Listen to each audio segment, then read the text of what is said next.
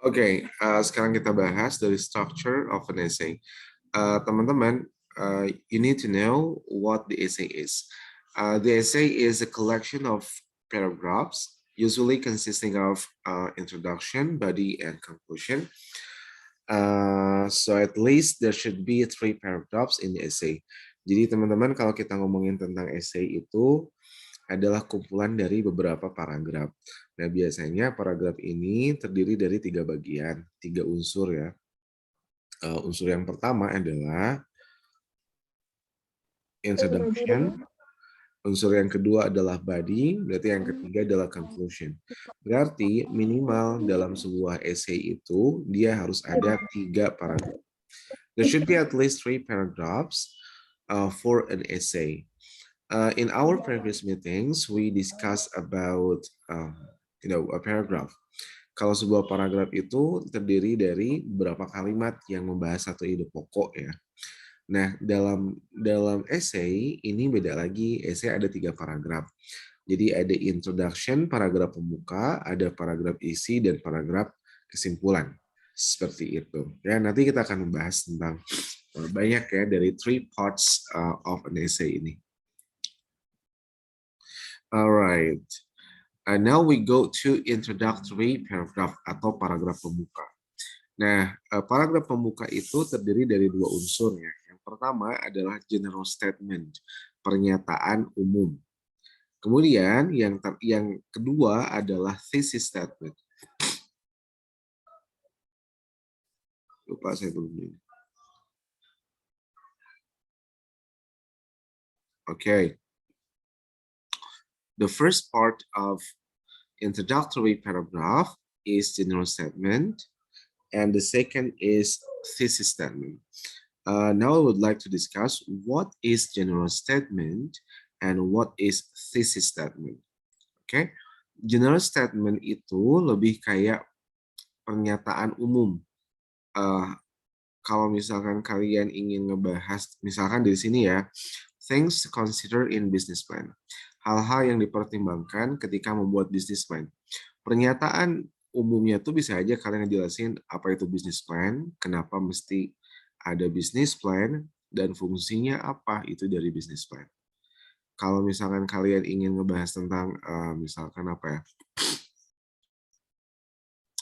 kenakalan remaja di era milenial misalkan, di era sekarang, kenakalan remajanya apa aja. Mungkin general statement itu kalian bisa membahas dari kenakalan remaja itu apa gitu.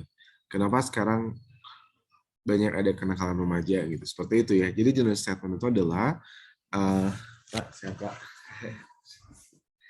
So general statement consists of several sentences, maybe 3 or 4 sentences that give the background information to the readers. Jadi general statement itu adalah pernyataan umum, biasanya terdiri dari 2 atau 3 kalimat dalam sebuah essay.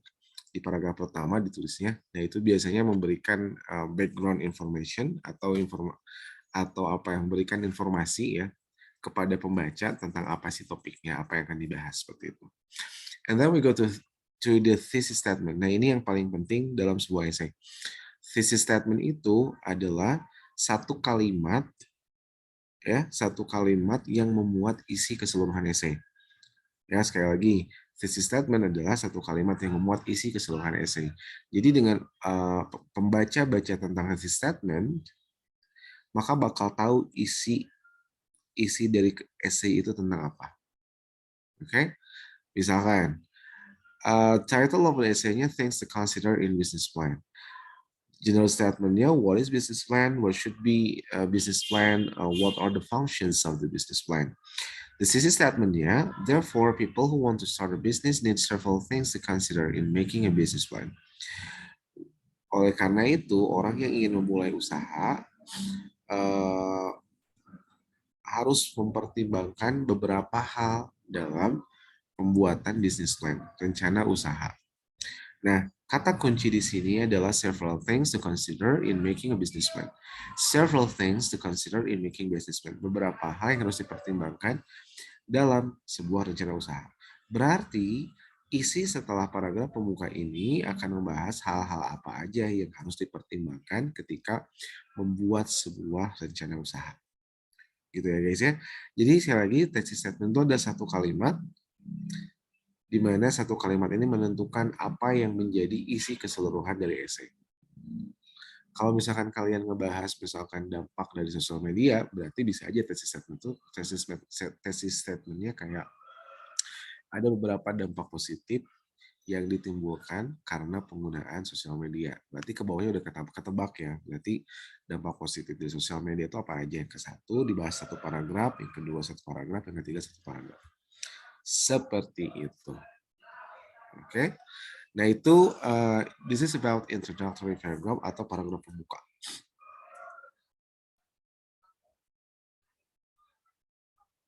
Nah ini beberapa jangan dulu ke sini ya. Kita langsung ke sini.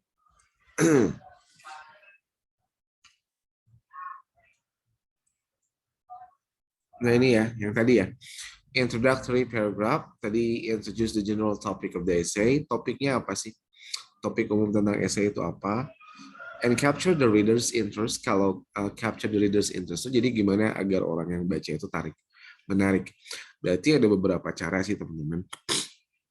Dalam introductory paragraph, kalian bisa mulai dengan sebuah cerita, kalian bisa memulai dengan sebuah fakta, itu bisa. Ya. Kemudian thesis statement, ini states the specific topic, kalian mencantumkan apa yang menjadi topik yang spesifiknya. Kalau tadi misalkan tentang dampak, berarti ada beberapa dampak. Kalau tentang efek, berarti ada beberapa efek, gitu aja. Ada beberapa hal yang harus dipertimbangkan, berarti kan hal itu yang akan nanti dibahas. Nah ini ya, mainly subtopics or subdivision of the main topic. Nah, bisa aja ngelis beberapa subtopik ya, atau yang akan dibahas dalam essay tersebut. Ya. May indicate the pattern of organization of the essay. Bisa aja thesis statement di sini menandakan bagaimana pengembangan penulisan essay itu. Jadi yang paling penting, thesis statement is normally the last sentence introductory paragraph. Jadi thesis statement itu ditulis di paragraf yang pertama, kalimat akhir. Ya, kalau topik kalian ngebahas tentang beberapa dampak positif dari sosial media, mungkin sebelum kalian datang ke tesis itu menuliskan beberapa kalimat dalam introductory paragraph yang masuk ke jenis statement misalkan. Tahukah Anda bahwa Indonesia itu merupakan negara terbesar ketiga setelah India misalkan ya, setelah Cina dan India dalam penggunaan sosial media. Seperti itu. Terus baru dijelasin lagi sama kalian, itu saya membuka apa namanya, membuka introductory-nya dengan sebuah cerita, dengan sebuah fakta, itu boleh sekali. Ya, baru nanti dijelasin dulu kenapa kok bisa jadi terbesar, dan ternyata penggunanya, ya pengguna paling terbesar itu adalah remaja dengan tingkat berapa persen, baru di akhir. Nah, penggunaan sosial media itu berdampak positif bagi perkembangan remaja. Nah, berarti nanti ke bawah itu tesis statement-nya, nanti ke bawahnya ngebahas tentang body, seperti itu. Dan sekarang kita ngomongin tentang body paragraphs. Banyak yang seringkali bertanya, sebenarnya isi paragraf dari sebuah essay itu harus berapa gitu, ya? No, actually, there is no certain rules about how many body paragraphs you should write in an essay. But maybe 2 or 3 paragraphs would be enough to develop the thesis statement. Jadi sebenarnya tidak ada aturan pokok sih body paragraph itu harus berapa. Gitu. Apakah 1 aja cukup, atau 2, atau 3, atau berapa. Sebetulnya bukan masalah ada berapa body paragrafnya, tapi yang paling penting adalah bagaimana body paragraph tersebut bisa menjelaskan thesis statement dan membuat orang yang membaca itu mengerti. Itu yang paling pentingnya. Ya. And body paragraph develops the thesis statement from the introduction. Tentu kalau kalian di thesis statement-nya ngomongin beberapa dampak positif sosial media, berarti di body-nya tuh kalian menyebutin dampak yang pertama apa, mungkin ya dijelasin, kemudian baru masuk ke body paragraf yang kedua, misalkan dampak selanjutnya adalah apa gitu. Ya. And is organized according to some sort of patterns. Jadi teman-teman, kalau kita ngomongin tentang essay, itu ada beberapa pengembangan ada beberapa cara penulisan untuk pengembangannya. Banyak sekali cara pengembangan dalam penulisan essay, misalkan salah satunya ada chronological essay, kemudian ada compare and contrast essay, kemudian ada juga descriptive narrative essay, udah banyak sekali lah ya. Cause and effect essay, nah banyak sekali teman-teman untuk pengembangannya. Tapi mungkin yang akan saya jelaskan ini hanya yang sederhana aja. Jadi saya hanya mencoba untuk memberitahu kepada teman-teman. Jadi saya bagaimana cara penulisan essay itu secara sederhana, ya. Dan jadi nanti setelah kalian tahu alur untuk penulisan essay itu seperti apa, nanti kalian you can develop it by yourself, ya. And then, nah ini yang penting, body paragraph itu begins with a topic sentence followed by supporting details. Nah, kata topic sentence sama supporting details itu teman-teman nanti harus flashback lagi ke our previous meetings yang ngebahas tentang structure of a paragraph. Kalau dalam paragraf itu ada topic sentence, ada supporting details, selalu kayak gitu. Topic sentence kalimat utama, kemudian diikuti sama supporting details atau yang namanya adalah kalimat pendukung, beberapa kalimat pendukung. And must be one or more body paragraphs in the essay. Kayaknya kalau kalian nulis essay dan body paragrafnya itu cuma satu, bukan tidak boleh, tapi kurang cukup untuk mengembangkan thesis statement. Agar isi yang kalian sajikan itu bisa benar-benar dapat dipahami sekali sama pembaca, maka mungkin minimalnya ada 2 atau 3 body paragraph. Saya kira akan cukup sekali dalam sebuah essay. A basic pattern of essay is logical division of ideas. Nah, ini akan saya pakai untuk pertama kali ini karena saya kira ini sangat mudah sekali. Logical division of ideas. Jadi logical division itu ada beberapa subtopik gitu. Yang ketika kita tesis statement itu kayak gitu. Jadi nanti kita ke bawahnya tinggal ngejelasin aja.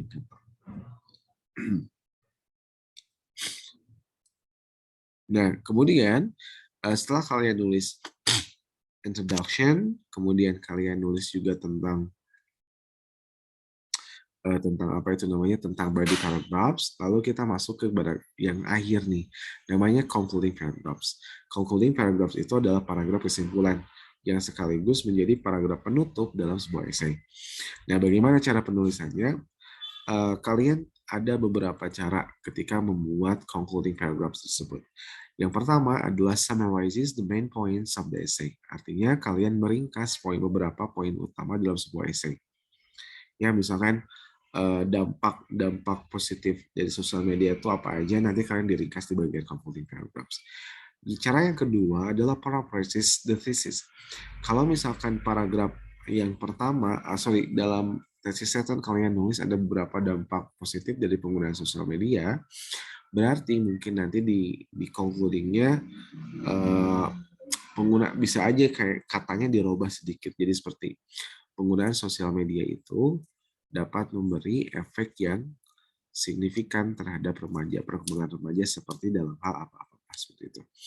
Dan yang terakhir adalah makes a final comments about the essay's main idea. Kalian bisa juga memberikan komentar gitu ya tentang ide pokok dalam sebuah essay tersebut. Nah, teman-teman, itu 3 hal yang dasar dalam penulisan essay. Jadi sebuah essay itu harus ada introduction atau paragraf pembuka, ada body paragraph, kemudian ada concluding paragraph. Saya ringkas lagi bahwasanya kalau dalam introductory paragraph atau paragraf pembuka itu kalian fokus kepada memberikan pernyataan umum kepada pembaca, kemudian diakhiri dengan sebuah thesis statement. Thesis statement adalah satu kalimat yang biasanya ditulis di akhir paragraf yang pertama yang memuat isi keseluruhan dari essay. Dan itu penting banget, harus teman-teman pahami. Kemudian setelah thesis statement itu ada body paragraph. Body paragraph itu menjelaskan tentang isi dari thesis statement. Misalkan kalau dalam thesis statement kalian nulis ada beberapa dampak positif dari penggunaan sosial media, berarti dari isi paragraf itu kalian fokus kepada beberapa dampaknya apa saja gitu, apa saja dampaknya gitu ya, seperti itu. Jadi nanti di body paragraf itu ada topik sentence, misalkan salah satu dampak salah satu dampak positif bagi remaja dalam penggunaan sosial media adalah menjadi curious atau menjadi tertarik untuk mencari informasi. Baru dijelasin kenapa kok bisa tertarik, dijelasin di sana. Kemudian masuk ke transisi body paragraf yang kedua. Selain itu, sosial media juga bisa menjadi sarana pembelajaran bagi anak. Nah, itu yang kedua, dijelasin lagi. Nah, setelah kalian beres penulisan tentang body paragraph, yang terakhir adalah tentang penulisan concluding paragraph. Concluding paragraph adalah paragraf yang menjadi paragraf penutup atau paragraf kesimpulan yang biasanya kalian bisa meringkas beberapa poin utama dalam penulisan esai, paraphrases the thesis, atau memparafrase the thesis statement, menulis kembali apa yang menjadi thesis statement, tapi dengan menggunakan beberapa kata yang berbeda. Dan yang terakhir adalah kalian berkomentar tentang apa yang menjadi ide pokok dalam sebuah esai tersebut. Itu beberapa unsur dari esai, teman-teman. Nah, ini dia ya. Ini namanya outline. Outline itu salah satu metode dalam penulisan esai sebelum kalian nulis. Jadi teman-teman, ini penting banget. Before you compose an essay, I think you should try to use several pre-writing techniques. For example, you may brainstorm, and then ada free writing ya. Jadi ada beberapa cara teman-teman ketika kalian ingin menuliskan sebuah esai. Yang paling nggak boleh dilakukan adalah langsung menulis esai, langsung tulis aja, itu nggak boleh. Kenapa? Karena kalian harus mengonsep dulu. Konsep ini pentingnya agar alur penulisan kalian dari akhir sampai dari awal sampai akhir itu ngejalur gitu loh, bagus gitu, coherence sama unity idea sama coherence-nya itu nyambung dari awal sampai akhir. Artinya dari ide awal sampai ide akhir itu terstruktur, terorganize gitu loh, sehingga bisa diikuti dengan sangat baik. Nah, itu fungsi dari namanya beberapa step sebelum kalian menulis essay. Yang pertama adalah kalian bisa brainstorming dulu. Brainstorming itu kalian udah tahu ya pengertian brainstorming. Jadi kalian ada topiknya sosial media misalkan. Kalian mikir sosial media kira-kira jadi apa gitu. Di brainstorm sama kalian. Nah, kemudian setelah kalian brainstorm, tahap yang kedua misalkan kalau kalian mau tulis aja gitu ya, tanpa mikirin apapun, tanpa mikirin aturannya seperti apa, kalian tinggal tulis aja sampai stop. Baca lagi, kalian buletin beberapa yang memang kalian akan masukkan. Sesudah itu masuk ke outline. Ini outline yang sederhana, yang informal ya. Yang informal teman-teman. Jadi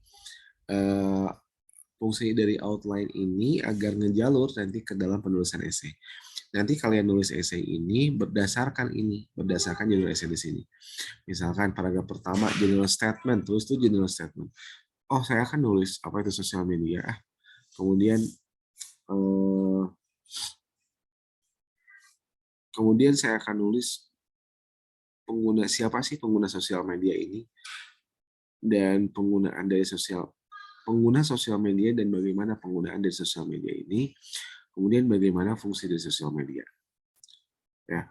Nah, baru ke thesis statement. Namun terlepas dari fungsi sosial media itu bagi kehidupan kita, sosial media itu punya dampak baik, yaitu yang positif, ataupun dampak yang tidak baik, atau dampak yang negatif. Nah, itu ya.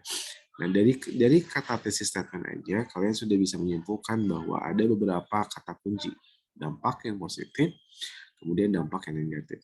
Kemudian kita langsung masuk ke paragraf body paragraph. Yang pertama adalah dampak positifnya. Berarti dalam satu paragraf, kalian harus menjelaskan apa saja dampak positif dari penggunaan sosial media. Kemudian di second body paragraph, kalian tinggal tuliskan saja apa saja yang menjadi beberapa dampak negatifnya. Nah, berarti kan ini udah 3 paragraf nih. Paragraf ke-1, 2 paragraf isi, baru yang di akhir. Di akhir itu concluding paragraph. Misalkan, sosial media itu telah menjadi bagian vital bagi kehidupan kita.